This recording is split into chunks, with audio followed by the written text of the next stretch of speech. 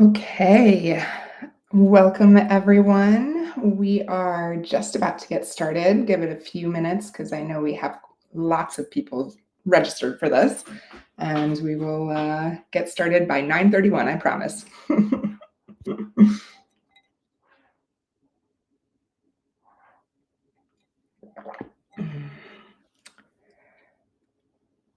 Good morning, good morning. Thanks for joining us today.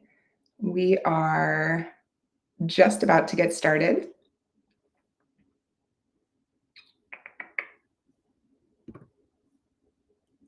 For those of you that are joining right now, if you wouldn't mind, please just pop into the chat and introduce yourselves. You can share what kind of business you have and where you're coming from. That would be awesome. It's nice to know who we're speaking with today. Okay. All right, Desi, if you want to unshare your screen, we can jump into welcome everybody to the presentation.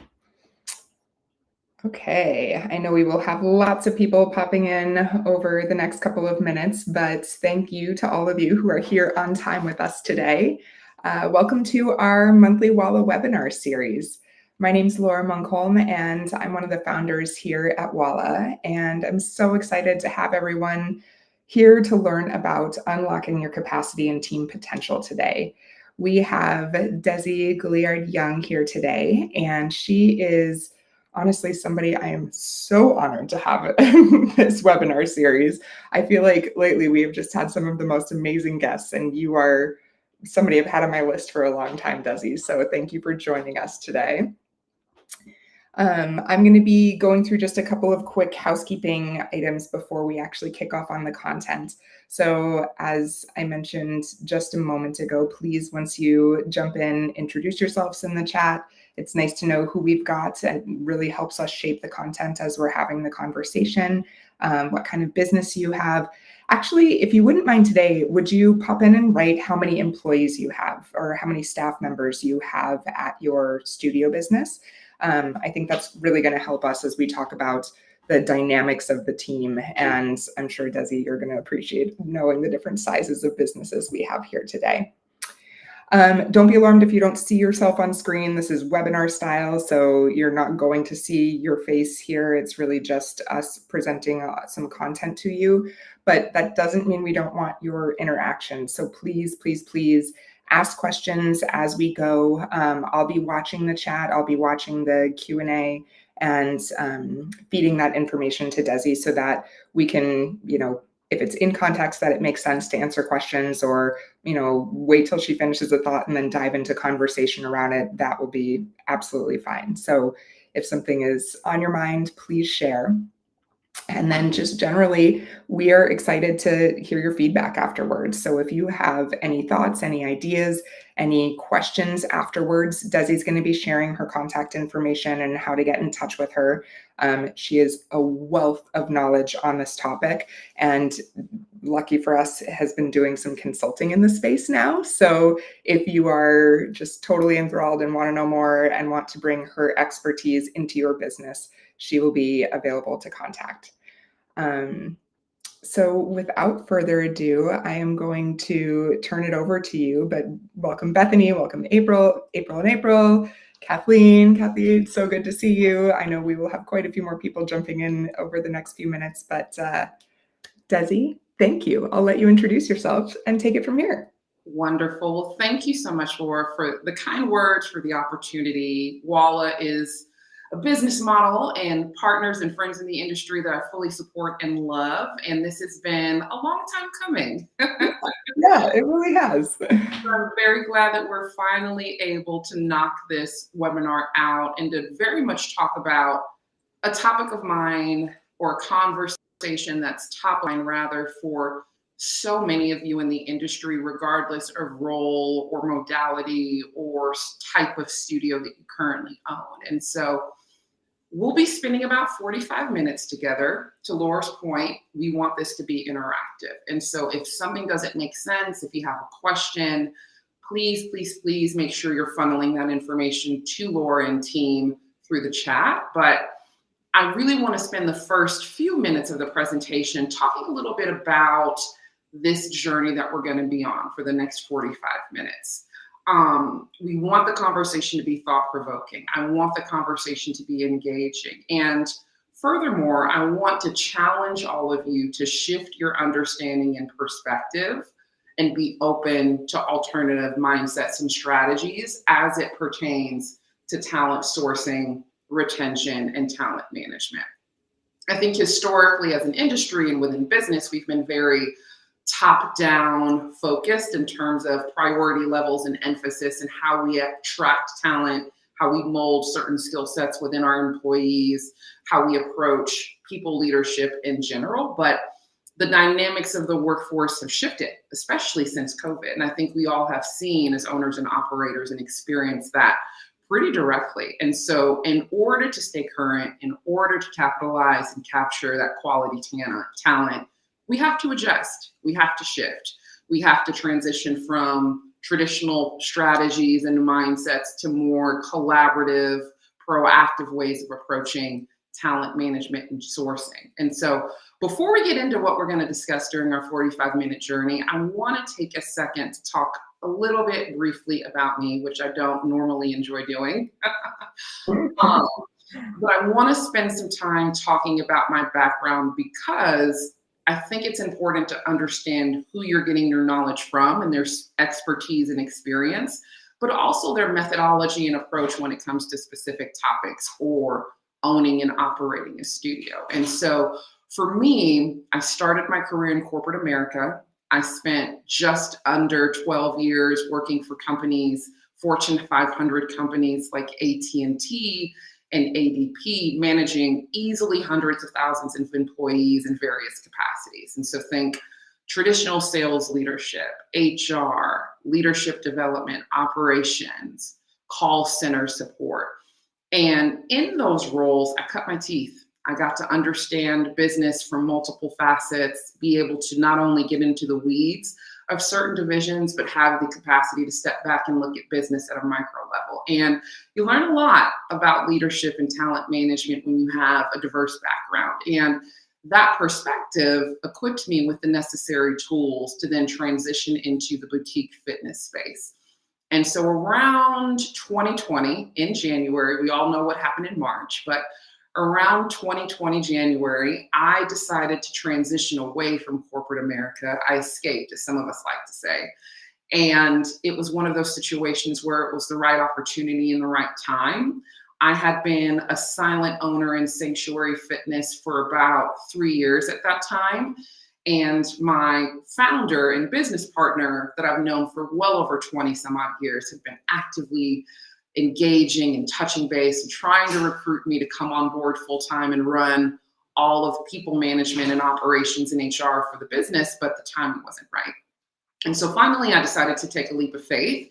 And in January of 2020, I made the move from Atlanta to Los Angeles, and then March happened and COVID happened. And we spent the next 2 years, like all of you, navigating all of the nuances and challenges that COVID presented to our business and our industry. One of which was, what do we do with our people?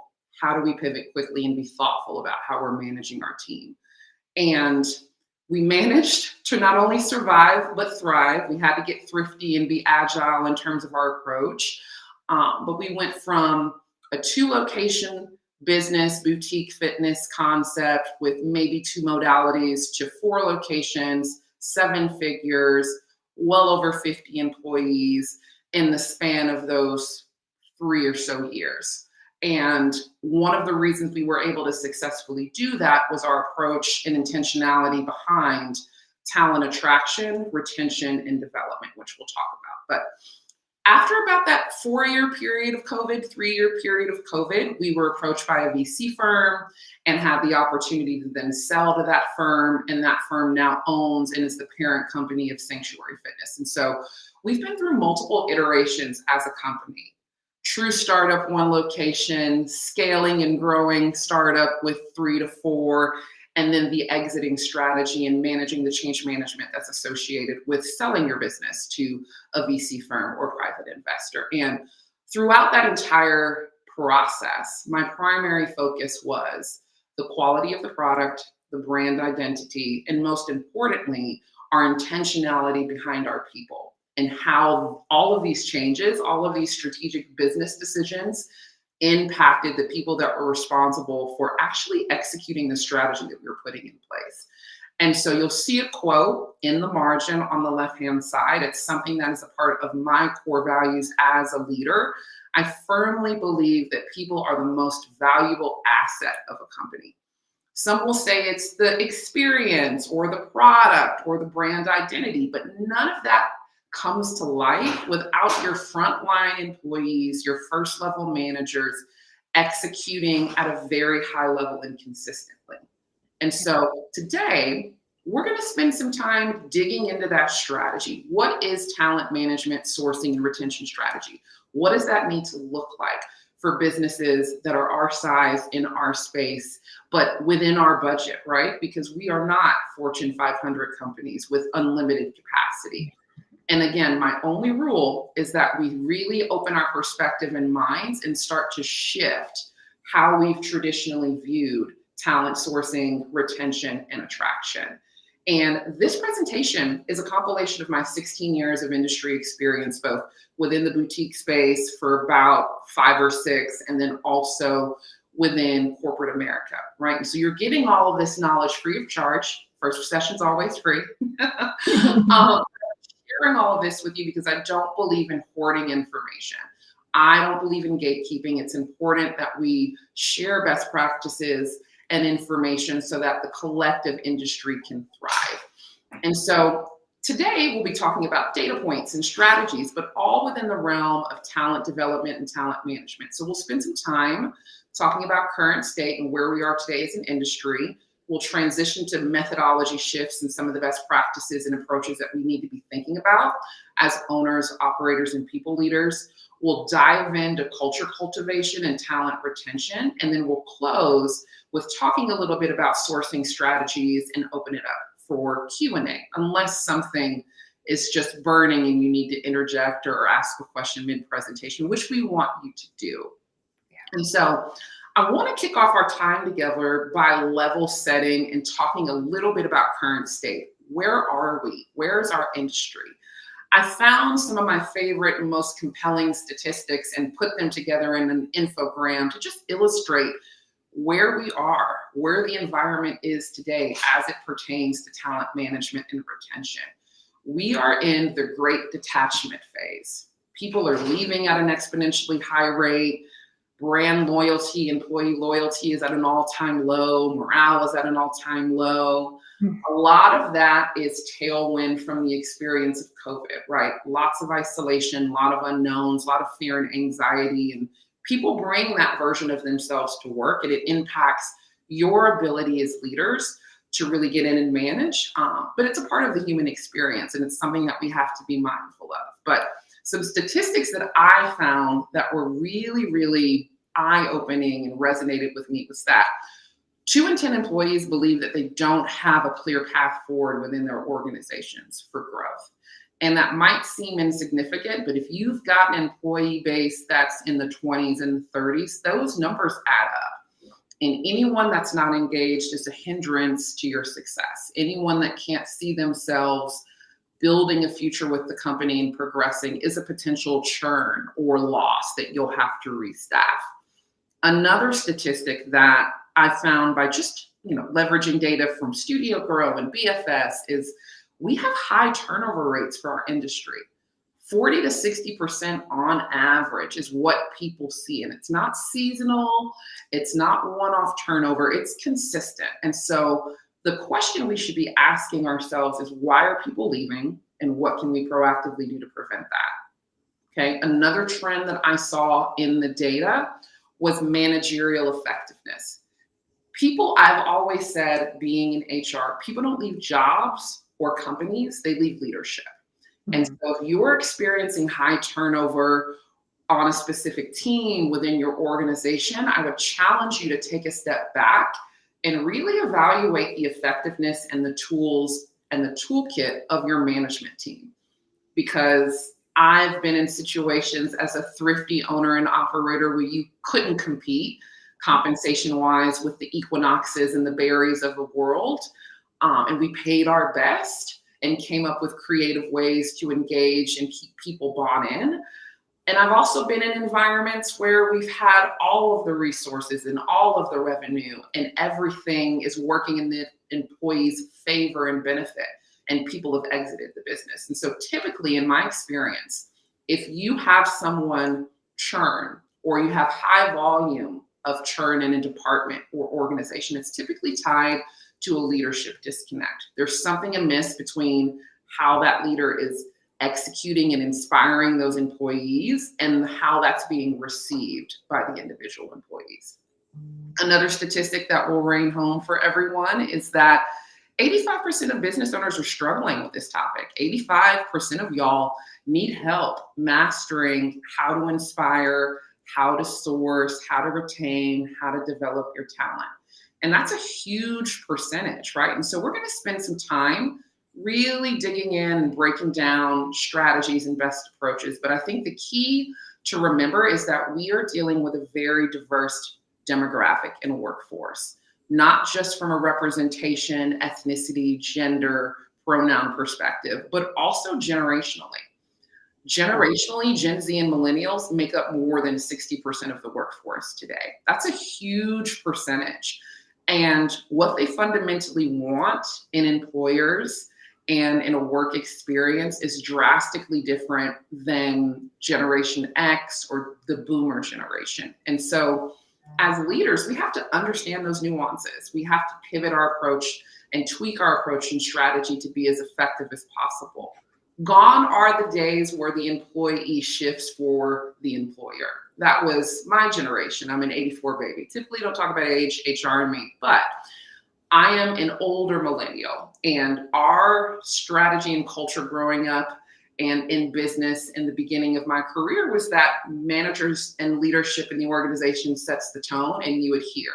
And that's just how it is. You don't really get a voice. You just put your head down and work. But that dynamic has shifted. Employees want to have some sort of involvement and connection to what's happening in the company. They want to be able to have an element of diversity of thought. They pride themselves in being in organizations where they can actually add tangible value. And so if we're not adjusting, there's going to be a disconnect. You're going to see that churn. Gone are the days where the employer is the priority. Now the employee is. And I would challenge all of you, if servant leadership is something that's new or uncomfortable, there are a ton of resources that I can share with the group after the fact to help you close that knowledge gap. But your mindset should be, what do I have to do each day to ensure that my employees are set up for success? What roadblocks, what infrastructure, what processes, what support, what training, what development opportunities do I need to have in place so that my employees feel like they can bring their best version of themselves to work, and I get the end product in terms of the experience or the quality of the class or the instruction level that I'm going for. And if we don't shift to that mindset, you will end up doing more work and being in the weeds of the day-to-day than you want to be. So let's talk about how we pivot, okay? The reactive versus the proactive approach. Like I stated before, our industry has historically responded to churn or responded to negative employee service or employee ratings and surveys data, or we've responded to HR complaints and disgruntled employees. I would challenge you all to get ahead of that with strategy and intentionality. And so as leaders, we have to fundamentally understand what's important to our employee base and anticipate future need, right? And build strategy to support that. And so we'll talk about ways during this presentation to really shift your approach if you're currently in a reactive state. But proactive should be where your mindset is as it pertains to developing talent, developing leadership qualities within your core employee base, really fine-tuning their skills and setting them up for success. Because if we don't react, we will be fighting tailwinds our entire careers, our entire tenure of a business. And so servant leadership versus the other versions where it's a little bit more top down, and then really being intentional about what we're doing, why we're doing it, and if it makes sense, being able to pivot quickly. And so I want the group to really sit with these questions and take a screenshot, save this video or save this photo and image. The slides will be available to everyone after the presentation so that you can really dig into some of these concepts with your team. But I really want you to think about not only yourselves, but with your direct reports, your manager teams, anyone that's in a people leading position. Take the time to think about what inspires them and ask, what do your employees value? What excites them about coming to work every day? But also what dims their light? What things or processes make their lives more cumbersome that they wish they didn't have to deal with or experience? What exactly are we doing as managers to prepare every leader at every position in our organization for success? It doesn't just start with the onboarding process. Development is ongoing. It should be something that you're doing at a consistent cadence, whether it's monthly, bi-monthly, quarterly. I know we all have very high expectations and performance targets for our businesses, but you can't get to the revenue goals if your people aren't executing. And so you have to prioritize that and bake in time. Are we preparing the leaders that we have in our organization? Do your managers really know how to effectively manage? Have you set aside time to give them a baseline, standard, foundational skill set training on what good and what excellent looks like when it comes to effective management and leadership? What infrastructure do you have in place? Are you doing things via paper process? Do applications have too many clicks? Like, what can you streamline in terms of what you're using operationally to make your employee experience easier and more effective? Are your goals A, attainable, and B, clearly defined? And are you just focusing on revenue and activity? Because if you are, you're really missing an opportunity to connect with your employees at a deeper level.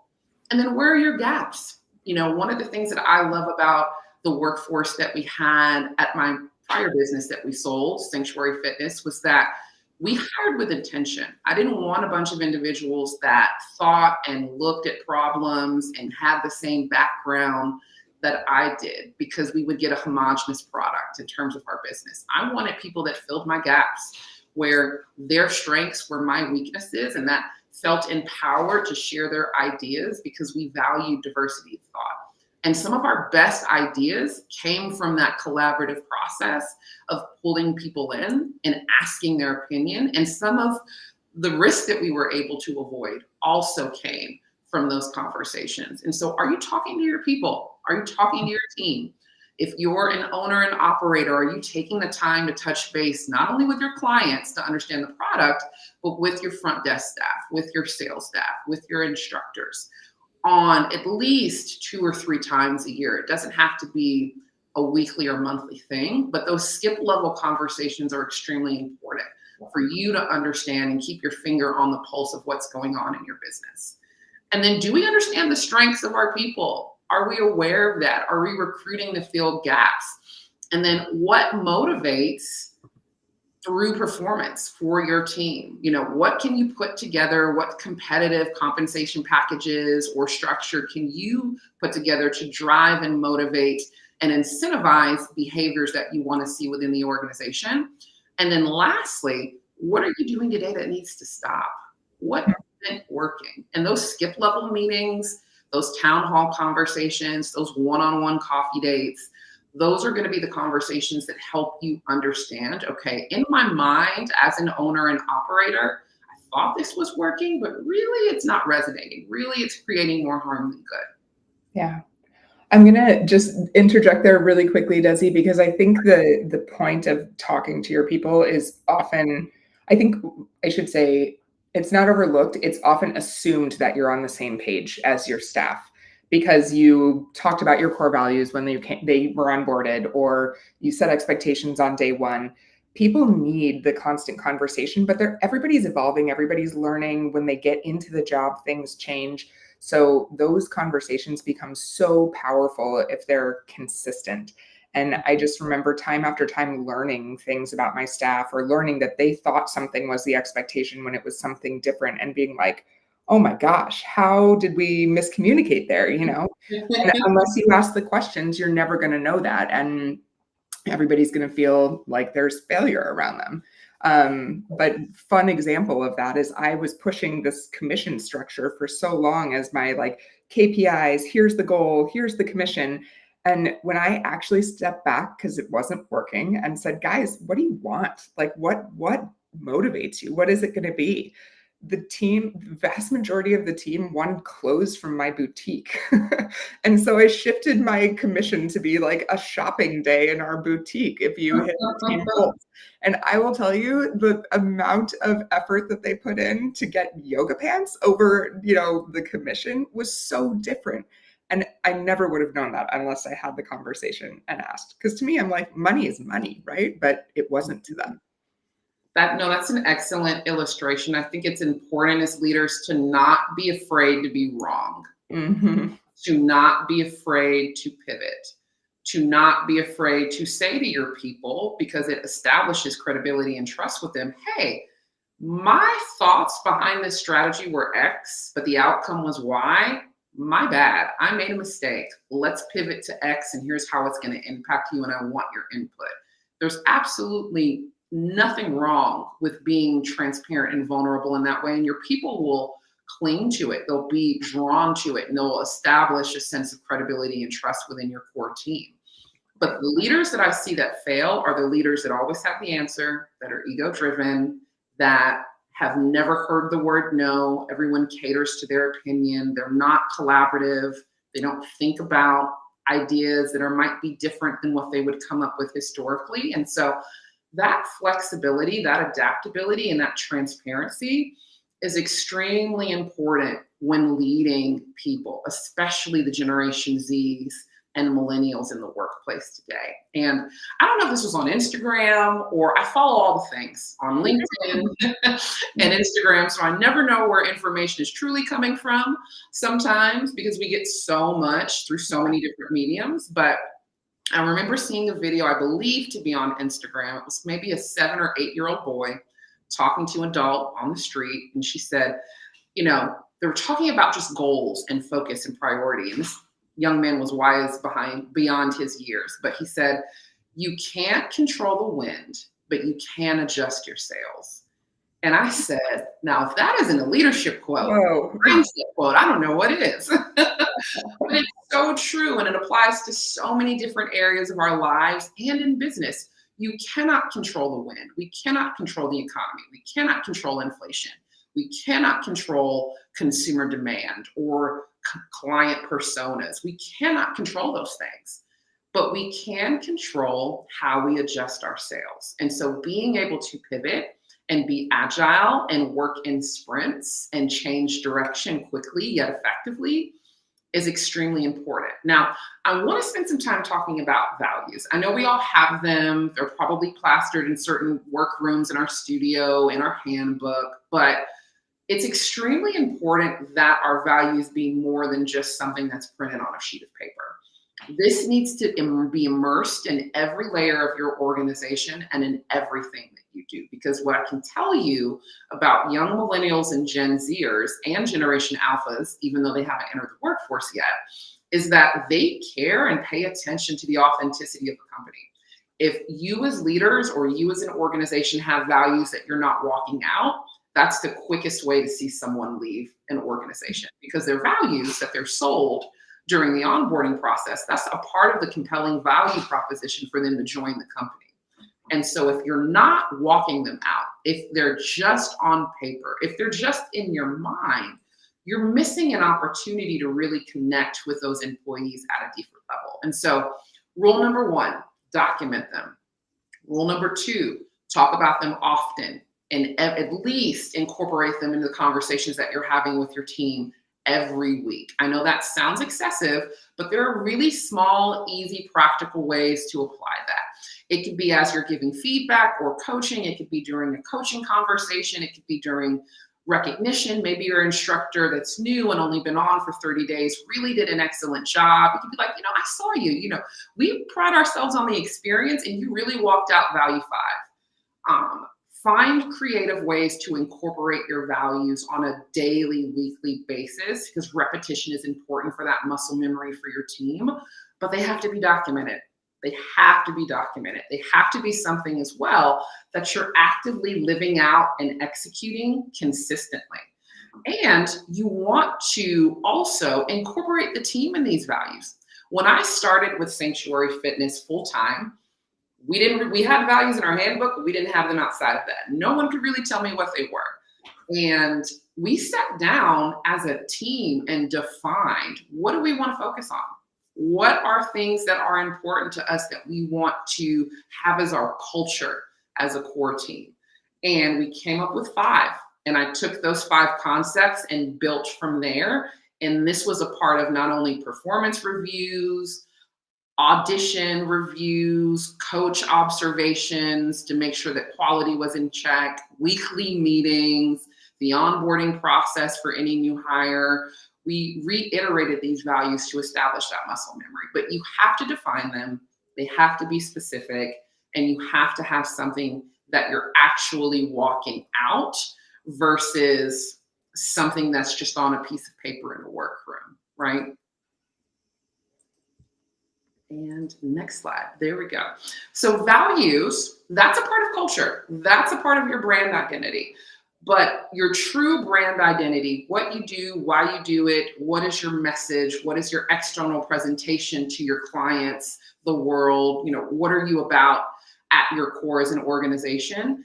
That plays a part in team cohesion, retention, and sourcing as well. Because if I'm joining a team, I want to know what they stand for. If I'm joining an organization or stepping into a new role, I want to have some idea of what to expect culturally. What is my day in the life going to look like?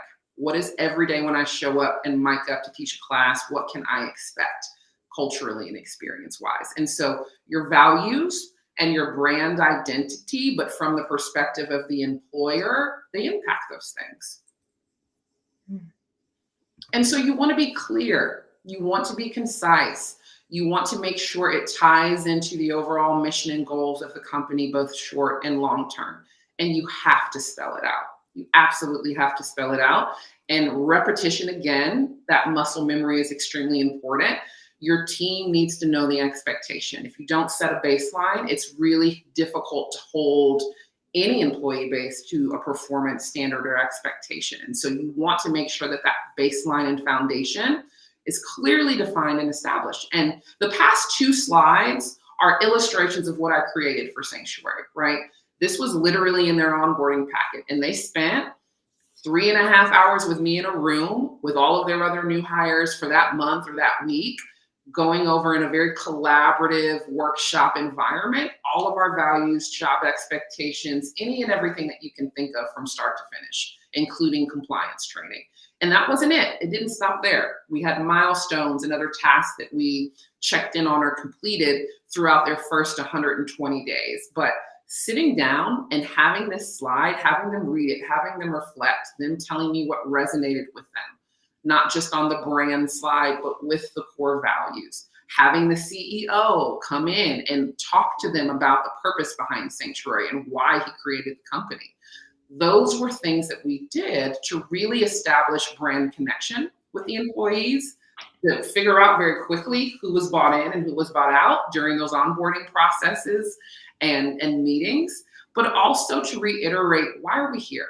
What are we doing this for? On those days where you're exhausted and you're, doing your 5th or your 6th opening shift for the morning and you're tired, you don't have the motivation to get on time or you want to cut corners, this is what reminds them not to do so. This is the purpose behind the standard and the execution. And there has to be a point in their process, at least at the beginning, but I would encourage you to do it frequently, where they understand the meaning behind how you operate the brand and why you focus on the things that you focus on as an organization.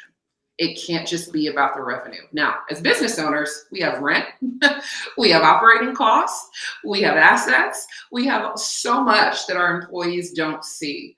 And it's not within their wheelhouse nor within their scope of responsibility to ever have that look behind the veil or fully understand.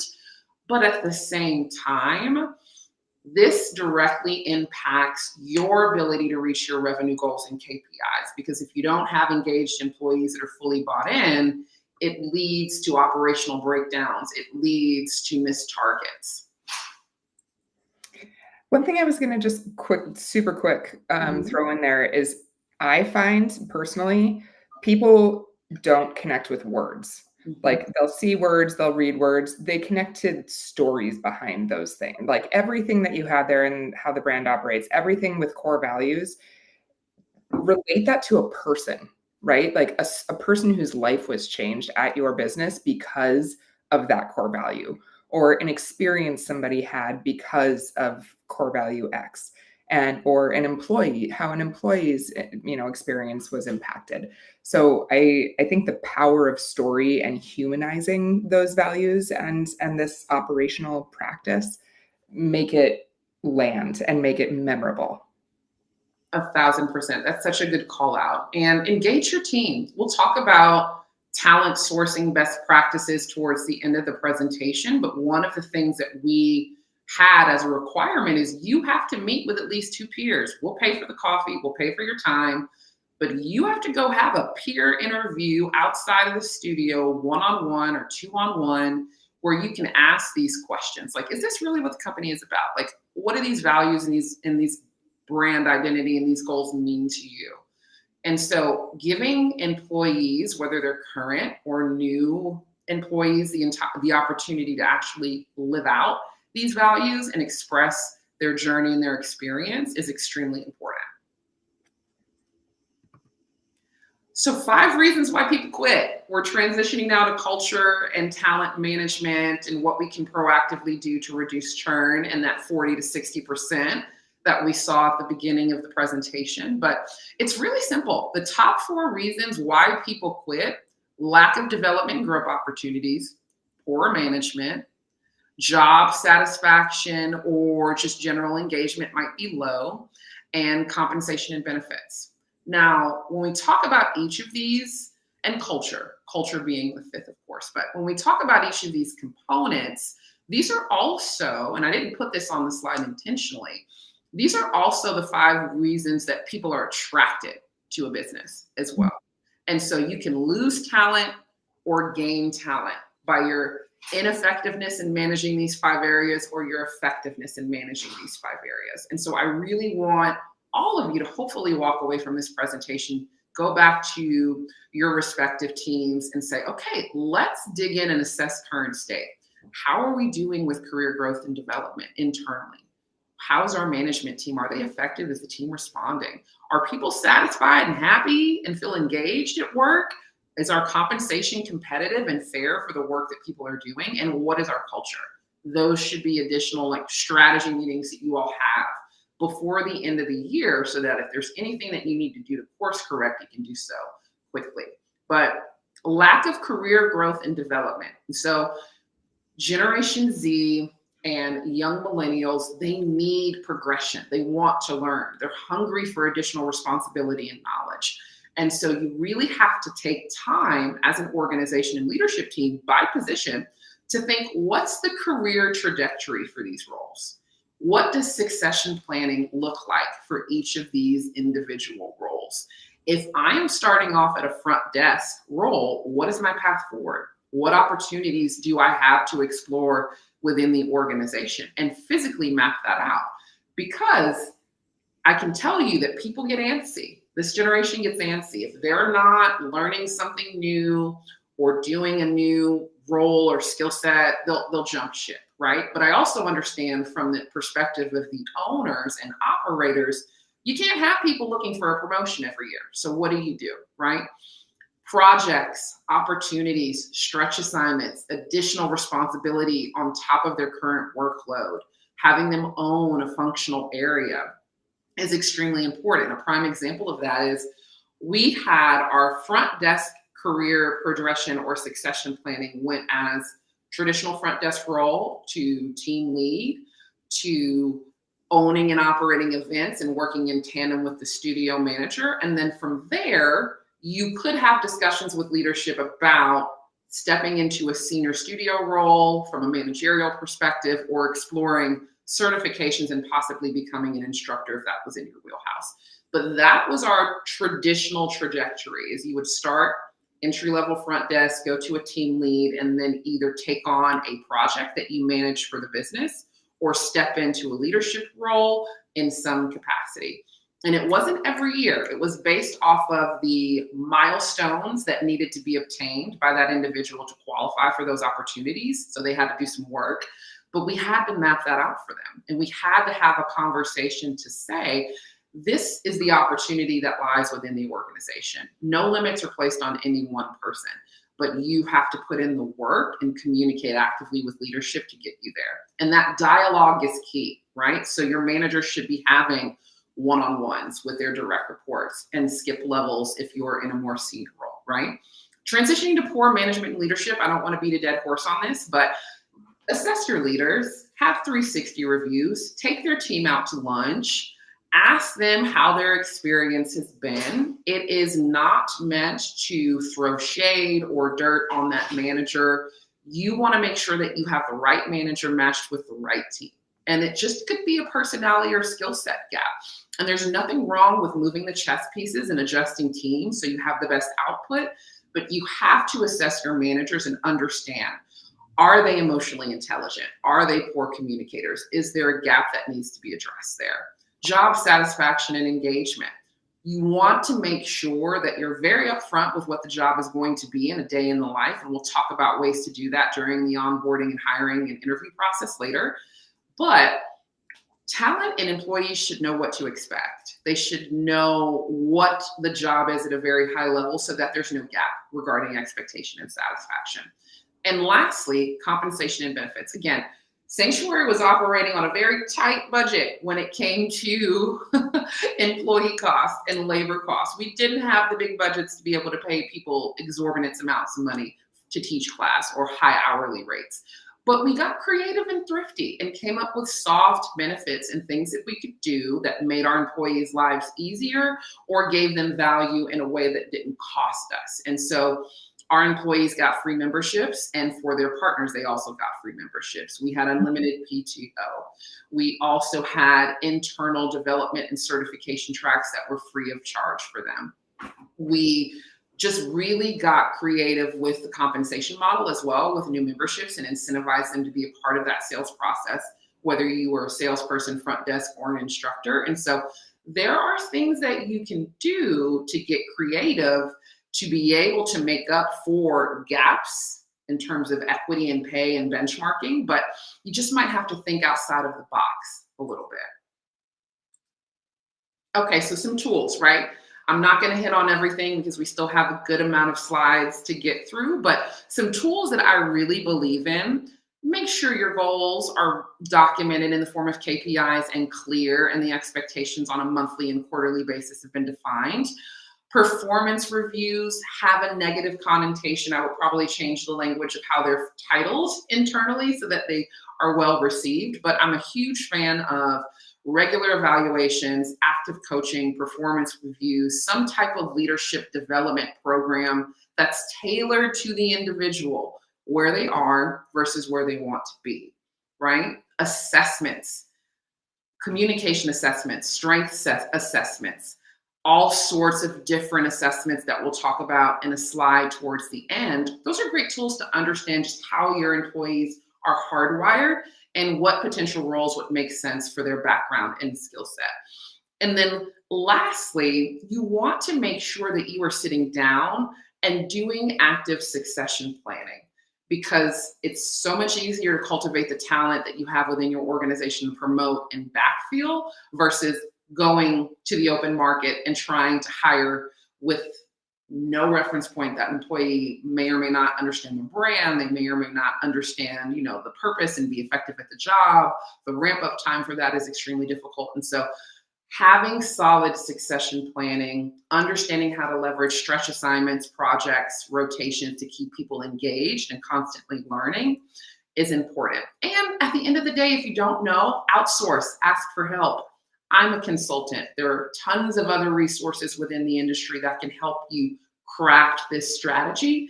And there's no shame or no harm in leveraging those resources so you can ensure that you're effective.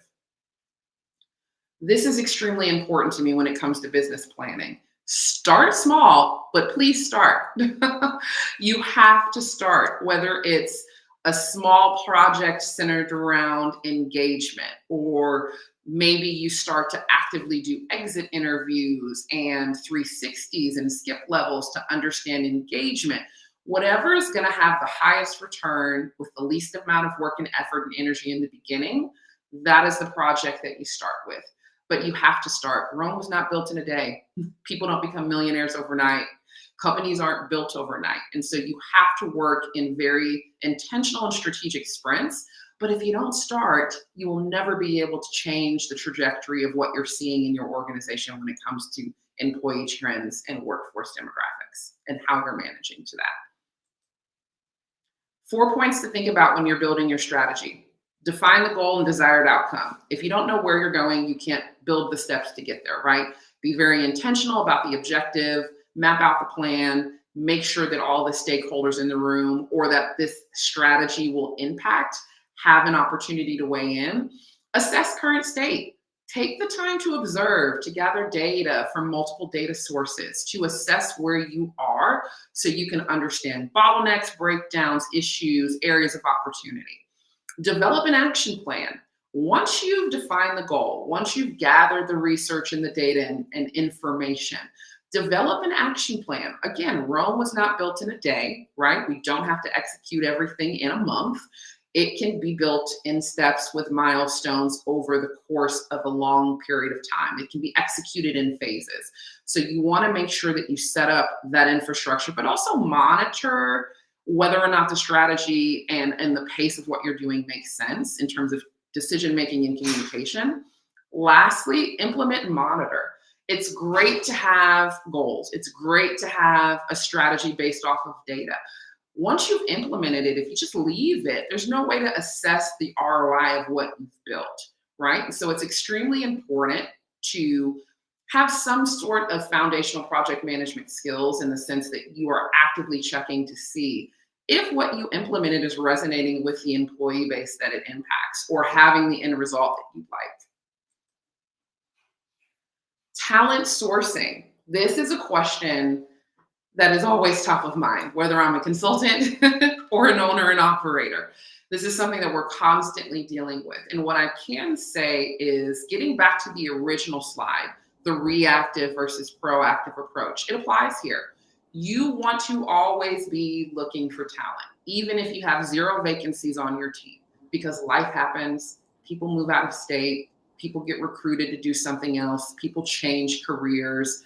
You want to have a solid bench of talent, not just at your entry-level positions, but every role within your organization, so you're never caught off guard. I would just, pay attention to who I was meeting at certain competitors when I would take class at different brands to understand their experience. If I'm out at a coffee shop working and I encounter someone that's compelling, I'm keeping their information, maintaining some sort of a connection until there's an opportunity for them. One of our studio managers at Sanctuary Fitness, I met her when I was out one night with friends having a cocktail. And the way that she the floor, her employees, her level of intentionality and engagement, I was like, I don't have a role for you today, but I might have a role for you in the future. And when we opened up our 3rd location, she was the person that we tapped to monitor that, or to manage that rather. And so succession planning and recruiting, that's an ongoing talent sourcing strategy that you should constantly be doing. I put them in order of priority. So when you're thinking about, okay, where am I going to backfill these roles? Where am I going to get the best talent? The best place to do that is from within.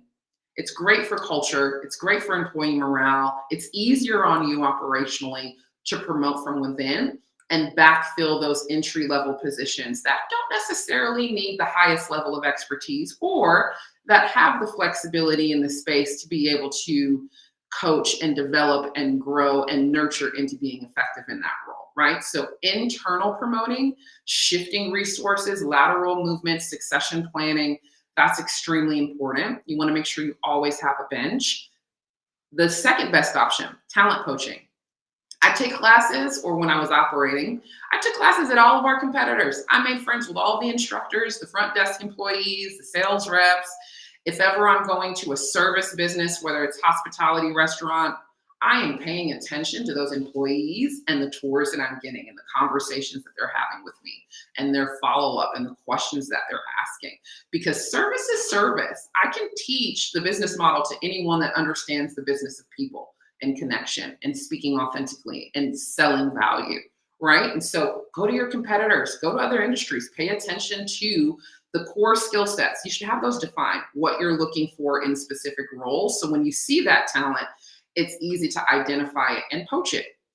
Professional orgs and networking. And so think of IDEA, BFS, ISSA, Studio Grow, health and fitness associations. Those are organizations, most of which have in-person opportunities for networking and mixing and mingling, where you might be exposed to talent that normally would not be on your radar.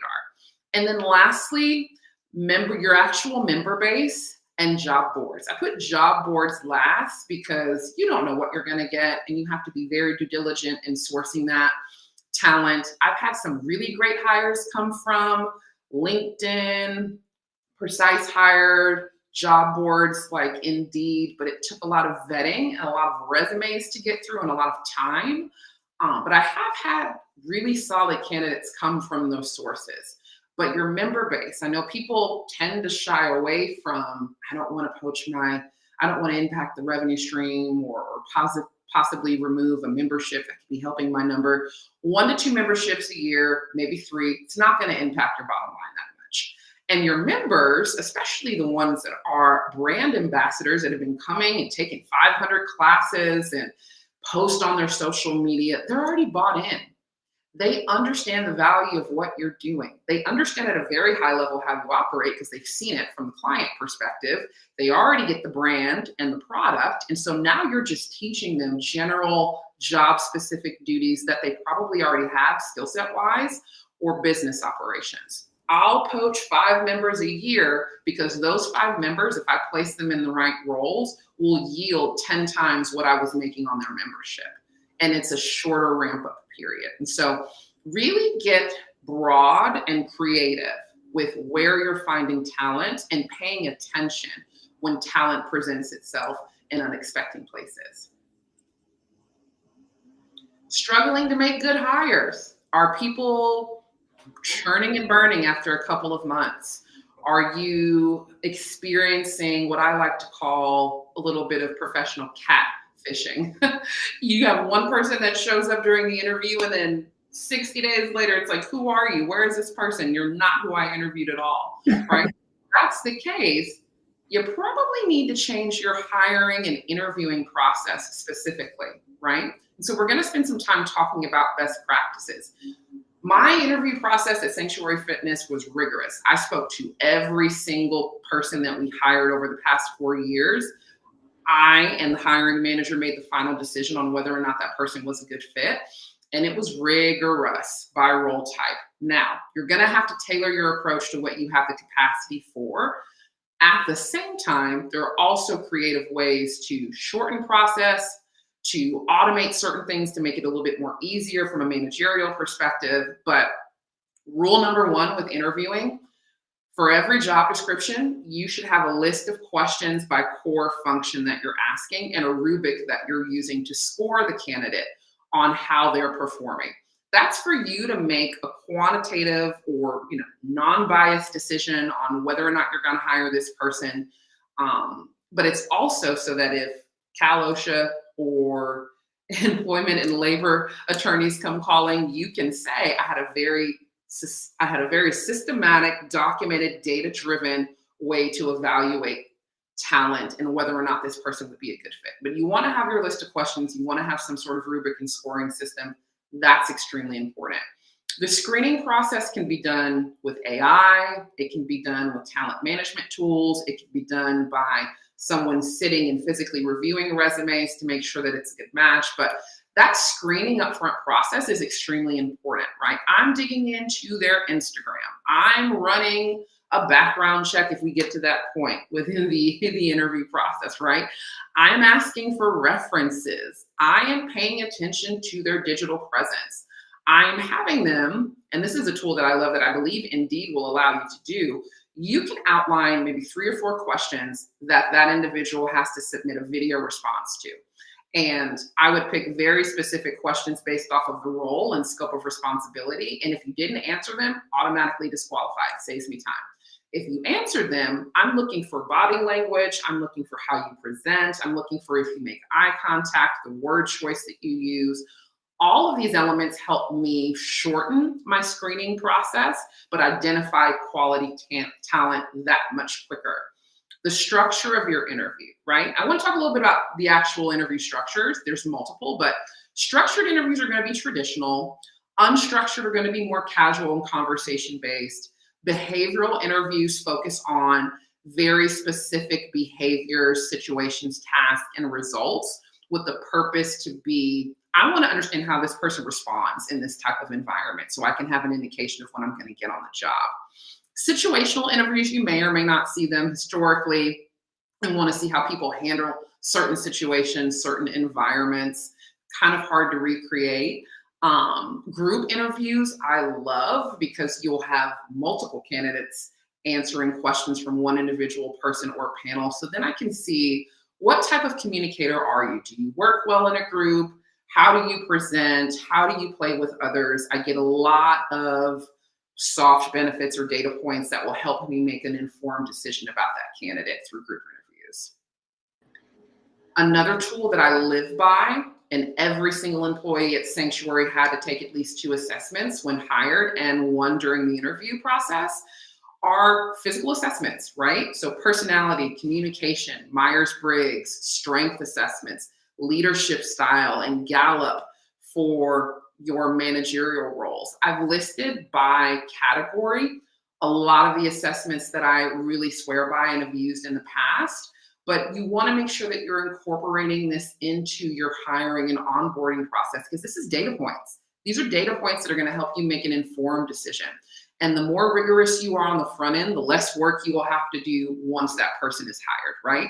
And so take your time, ask thoughtful questions, leverage resources like assessments, leverage different interview styles and types and forms, but have a rigorous process. Don't have it be casual. Make sure that there's an element of a peer interview, the hiring manager, and senior executives signing off and spending time with that person.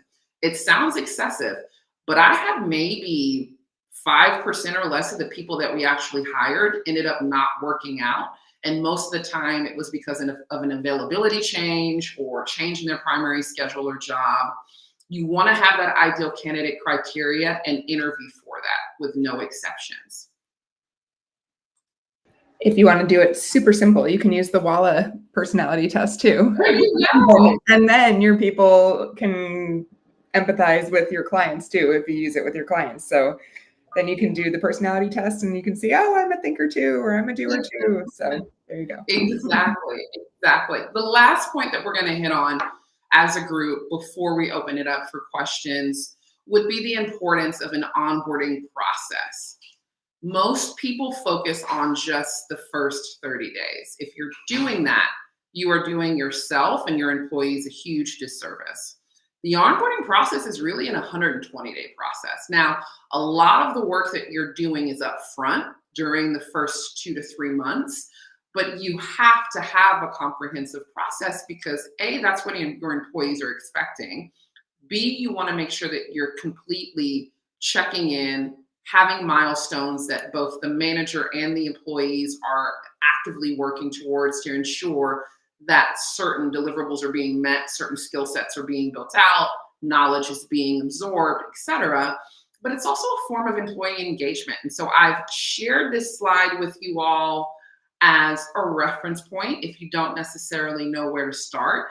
But the primary point that I want to drive home is that you have to have really a long-term lens when it comes to onboarding. Those first 120 days, that's where the most work is spent. That's where your energy and effort need to be spent. If you're having a couple of meetings here and there and handing them off to, a lead, or maybe they're just jumping right into the role with no foundational training, no check-ins, no structure, you're really setting that employee up for failure and yourself. And so before we close for Q&A, I wanted to take a second to read a quote that I believe I stole from LinkedIn, but I cite the source, so it's completely fine. When you are a leader, you are no longer responsible for doing the job. You are now responsible for inspiring, for coaching, for mentoring, for motivating your team to produce their very best work. This is leadership today. This is where all of our minds need to be when it comes to talent, attraction, development, retention, and sourcing. It is our job to block and tackle and remove obstacles so that our people can bring their most productive, effective, and authentic selves to work.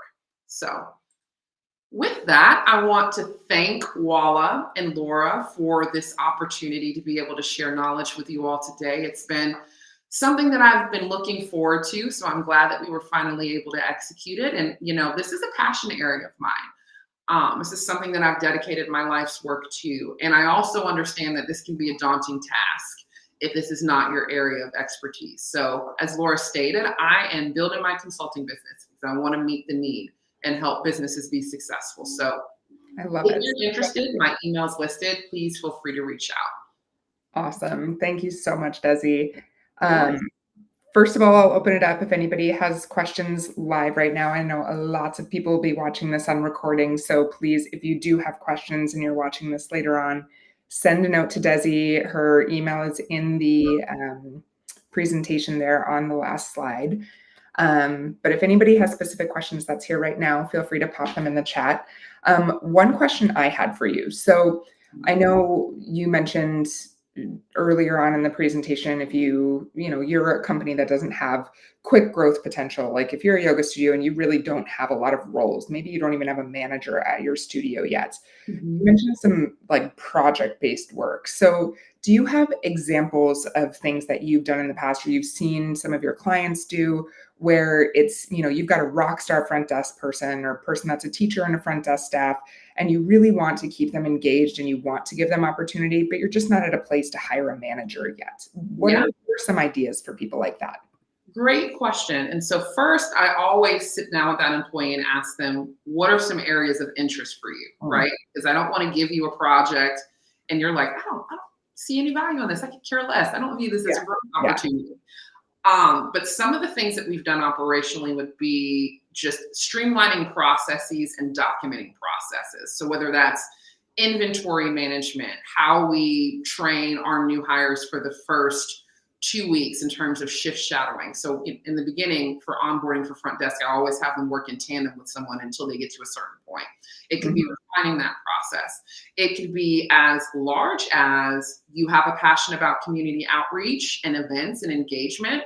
I'm going to task you with finding at least one sort of community engagement, cultural community service event that we can do once a month, once a quarter. It's your responsibility to identify the purpose, define the event, draft up a budget, secure the vendors, and present all that to me. That's a pretty complex project for people that might have managerial aspirations and talents, but you don't have the budget to promote them to that just yet. And I'm looking for things that take work off of my plate.